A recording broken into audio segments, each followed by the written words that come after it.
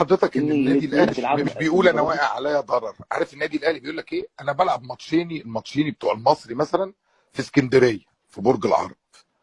النادي الزمالك ماتش الزمالك والمصري بيتلعب في القاهره، الاسماعيلي، انا ما اسف، الزمالك الزمالك ومصر فين والاسماعيلي. اللي ثواني الزمالك الاسماعيلي، الاسماعيلي، ثواني انا بس. اسف.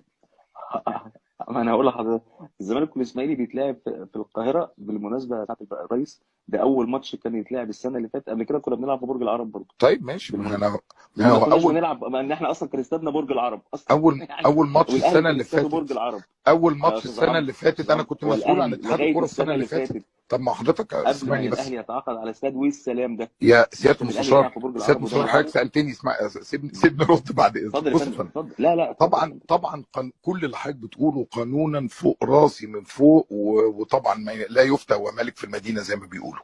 فالنهارده حضرتك، انا باكد لحضرتك ان حتى من لفت نظر من لفت نظر نادي الزمالك في هذا الكلام انا.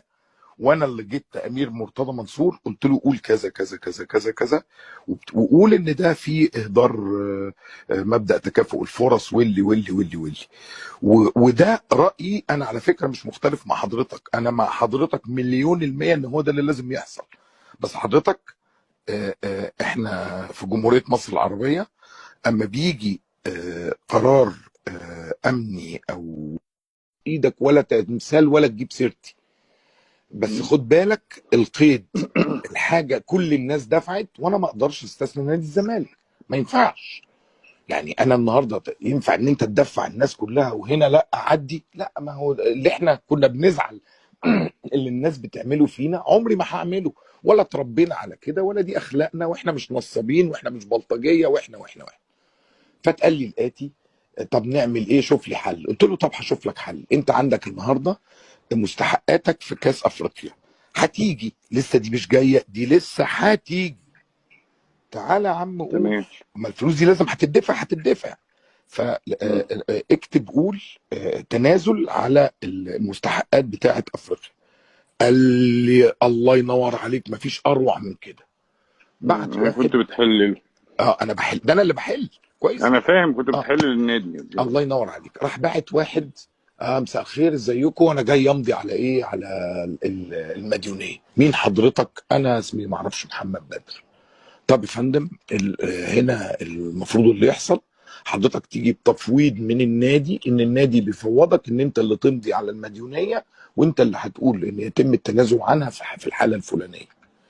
مم. جه راح رجع وجه هات التفويض، راح جايب تفويض من نادي الزمالك مختوم، ومن له حق التوقيع في نادي الزمالك هو اللي ماضي علشان يتنازل عن مديونية الفلوس. الاتحاد الافريقي، فلوس الاتحاد الافريقي لصالح الاتحاد. المستحقات اللي هتجيلك من الاتحاد تمام. الافريقي. حصل يا فندم هذا الكلام، رحنا مأيدين كاسونجو والدنيا خلصت. بعدها بيومين اللعيبه حصل فيه تذمر، ان اعتقد ان ايه، مستحقات ومش المستحقات. وفاجأ يا جماعه على جميع وسائل الاعلام المرئيه والمسموعه، روحوا امسكوا في عمرو الجنايني، هو اللي خد فلوسكم. انا اتحاد الكوره هو اللي خد فلوسكم؟ انا خدت فلوس نادي الزمالك؟ يا نهار اسود مم. ومنيل. ده انا طلعت فلوس من البنك، جددت عقد لسه كمان من 2022 ل 2027. وفي نفس الوقت كمان المستحقات اللي عليك المفروض ان انت تدفعها، جبت لك ليها حل وحلتها لك على حاجات مستقبليه لسه هتيجي. مم. وفوجئت ان تمام. ايه، القاتل الجاني هو عمرو الجنايني اللي عمل كذا كذا. بقي ما اتفتحش اطلع في وسط الناس كلها، يعني برضو انا ده ردا على اللي بيقول ايه. ايوه، هتقول ب... ان انا اللي قلت لهم وانا اللي عملت يا وانا اللي فندم سويت. ما ينفعش جوه نعمل كده. صح.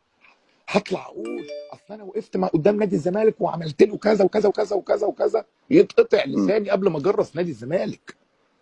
ف مم. لكن اقسم بالله العظيم هذا اللي حصل بدون اي اضافه او حذف. فضلت ساكت، ما فتحتش بقي خالص. انا اللي خدت فلوس نادي الزمالك، هي دي اخرتها. فانا مم. بقى تحت امركم تمام يا حضرتك. استاذ عمرو. اتفضل. مع استاذ احمد، ايه الاسئله اللي عندك؟ القاضية ممكن، القاضية ممكن، شاط الكورة وجول، القاضية